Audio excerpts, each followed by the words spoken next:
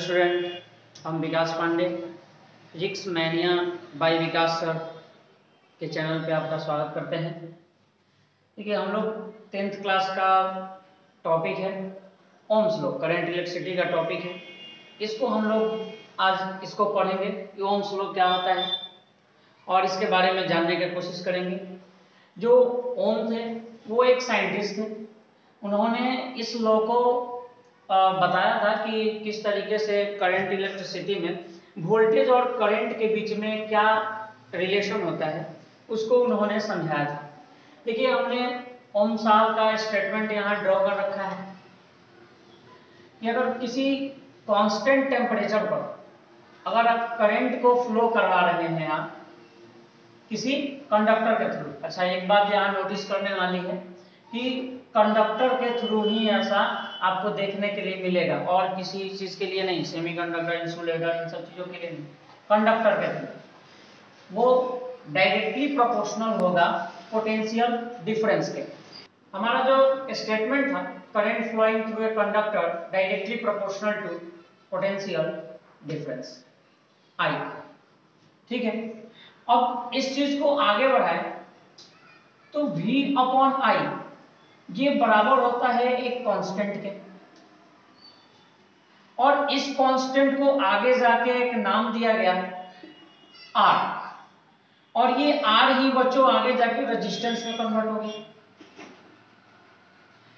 मतलब कि रेजिस्टेंस जो है एक कांस्टेंट वैल्यू होगा किसी भी वायर के लिए, किसी भी कंडक्टर के लिए, मटेरियल्स के लिए अगर दिया जा रहा है, गिवन मटेरियल है तो उसके अंदर रेजिस्टेंस का वैल्यू कांस्टेंट मिलेगा।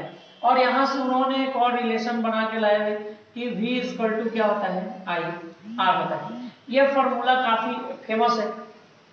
अब ओम ने ये चीज बताया था कि करंट और वोल्टेज ये दोनों एक दूसरे के डायरेक्टली प्रोपोर्शनल होते हैं। आप इस रेशियो को आगे इस तरीके से भी बढ़ा सकते हैं कि V directly proportional to I है, प्रोपोर्शनलिटी साइन हटाओगे तो R आ जाएगा और R I, और फिर इसको थोड़ा सा सजा के लिखेंगे तो V equal to I R। आप यहां से भी आगे बढ़ सकते हैं, ये भी गलत नहीं है, और आप यहां से भी आगे बढ़ सकते हैं ओम्स लॉ को लेके। ठीक है, ये 2 नंबर के क्वेश्चन पूछे जाते हैं आपके एग्जाम में, तो आप इसको याद रखिएगा ओम्स लॉ को। At constant temperature the current flowing through a conductor is directly proportional to the potential difference across it ends. और इस फॉर्मूला को आगे बढ़ाइएगा, अगर इतना तक लेके आइएगा तो आपको 2 नंबर मिल जाएंगे। तो ओम्स लॉ में था V equals to I R।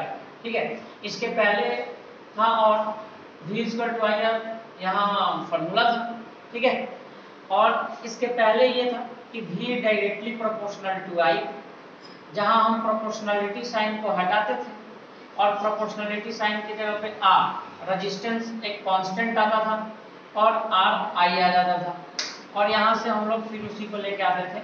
या यहाँ से आप ये भी कह सकते हैं कि V upon I is equals to R, ये भी आप कह सकते हैं। ठीक है, और देखिए यहाँ से कुछ क्वेश्चंस हमको पूछे जाते हैं। अब यहाँ से अगर आप रिलेशन निकालना चाहें, इस वाले पॉइंट से अगर आप रिलेशन निकालना चाहें तो आप देखिए V directly proportional to I है। प्रोपोर्शनलिटी साइन का मतलब ये होता है कि एक का वैल्यू अगर आप बढ़ाएंगे, जैसे यहाँ आप करंट को बढ़ा रहे हैं, करंट को अगर आप बढ़ाएंगे तो वोल्टेज बढ़ेगा, या वाइस वर्सा भी ऐसा भी कह सकते हैं हम कि वोल्टेज बढ़ाइएगा तभी क्या करेगा, करंट बढ़ेगा। क्योंकि वोल्टेज अगर आप बढ़ाते जा रहे हैं इसका मतलब है कि आप बैटरी से क्या निकालते जा रहे हैं, इलेक्ट्रॉन, ज्यादा से ज्यादा इलेक्ट्रॉन दे रहे हैं, उनका स्पीड ज्यादा हो रहा है, जिसकी वजह से करंट क्या होते जा रहा है, बढ़ते जा रहा है। अगर आप चार्ज ज्यादा से ज्यादा दीजिएगा तो करंट का वैल्यू क्या होने लगेगा, बढ़ने लगेगा। यहाँ से आप ये बात बता सकते हैं। लेकिन देखिए, अगर इस वाले रिलेशन को हम लोग देखें तो आप अगर V बढ़ा रहे हैं तो I भी बढ़ रहा है। V और I को बढ़ाने से R पे कोई प्रभाव नहीं पड़ेगा, नॉट अफेक्टेड, इस पे कोई प्रभाव नहीं पड़ेगा। बोले क्यों सर, ऐसा क्या है, V को बढ़ाना चाहिए था तो R को भी बढ़ना चाहिए था, अगर I को बढ़ाना चाहिए था तो R को कम होना चाहिए था, क्योंकि यहाँ V directly proportional to R है और इनवर्सली प्रोपोर्शनल टू I है। अब देखिए, ऐसा होता है कि जिस रेशियो में आप V को बढ़ाते हैं उसी रेशियो में आई भी बढ़ रहा होता है। इसीलिए इन दोनों का जो रेशियो होता है वो क्या हो जाता है, कांस्टेंट आता है। मतलब आर जब भी आएगा एक कांस्टेंट वैल्यू आएगा। वी को अगर आप दोगुना करेंगे करंट भी दोगुना हो जाएगा और दोनों कट के एक कांस्टेंट वैल्यू आ जाएगा। फिर आप पोटेंशियल को आप 4 टाइम्स कीजिएगा, करंट भी 4 टाइम्स हो जाएगा और फिर ये दोनों कट के कांस्टेंट वैल्यू ही पहले जैसा वैल्यू आ जाएगा। मतलब ये वाला चीज आपको चेंज होने वाला नहीं है। हाँ, ये V और I से चेंज नहीं होंगे, लेकिन अगर आप कोई और मटेरियल चेंज कर दिए फिर ये चेंज हो सकते हैं, वो हम किसी और वीडियो में बात करेंगे। लेकिन यहाँ आप देखिए इसलिए तो लिखा गया है कि V और I का जो रेशियो है वो क्या है। पहले हम लिखे थे कि एक कांस्टेंट है V और I का रेशियो, और कांस्टेंट के जगह पे ही हमने क्या लगाया था, R लगाया था। आई होप आप ये बात समझ पा रहे हैं कि अगर I और V के बीच में अगर आपको रिलेशन देखना है तो आप ये देख सकते हैं कि सर अगर हम वोल्टेज बढ़ाते जा रहे हैं तो करंट का वैल्यू भी क्या होते जा रहा है, बढ़ते जा रहा है।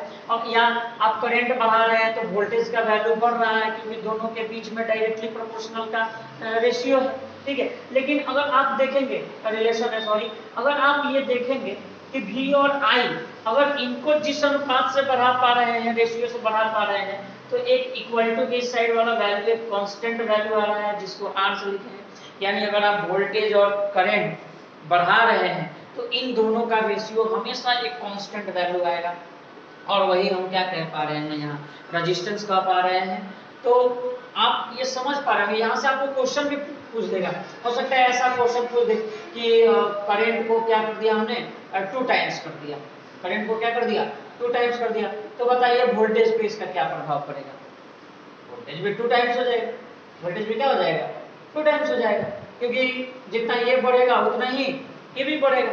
इस अनुसार से उनका देखो इस वाले बात को तुम यहाँ लेके आ सकते हो कि अच्छा सर 2 टाइम्स अगर बढ़ रहा है तो इसका मतलब ये है कि वोल्टेज भी 2 टाइम्स हो गया, मतलब पहले V था 2V हो गया और करंट भी 2I हो गया। तो देखो ये कट के फिर V अपॉन I के बराबर ही रह जाएंगे और R के बराबर हो जाएंगे। इसीलिए हम कह रहे हैं कि V और I का जो रेशियो होता है वो हमेशा से क्या होगा, एक कांस्टेंट होगा। और यहाँ से अगर आपसे क्वेश्चन पूछेंगे तो आप इस तरीके से डील कर सकते हैं, ठीक है। मे भी यहाँ से क्वेश्चन ऐसा भी पूछा है, थ्योरेटिकल क्वेश्चन जनरली यहाँ से उठ सकते हैं ऐसा कि बताओ इसको 2 टाइम्स कर दें तो इस पे कितना प्रभाव पड़ेगा, इस टाइप के। तो आप इस वाले रिलेशन को ध्यान रखेंगे और यहाँ से क्वेश्चन को अप्रोच कर लेंगे। लेकिन ओम्स लॉ से न्यूमेरिकल आ गया कि V और I दिया, R पूछ लिया, या आपसे V पूछ लिया, I और R दिया, ठीक है, या आपसे I दे दिया, R दे दिया, V पूछ लिया। एक तो ये था, और एक ये है कि आपको I दे दे, V दे दे और फिर क्या पूछ ले, R पूछ ले। तो कोई भी पूछ ले आप यहाँ से क्या कर सकते हैं, इस वाले फॉर्मूला से आप निकाल सकते हैं, ठीक है। तो कुल मिला के ये पूरा ओम्स लॉ की कहानी थी, ठीक है।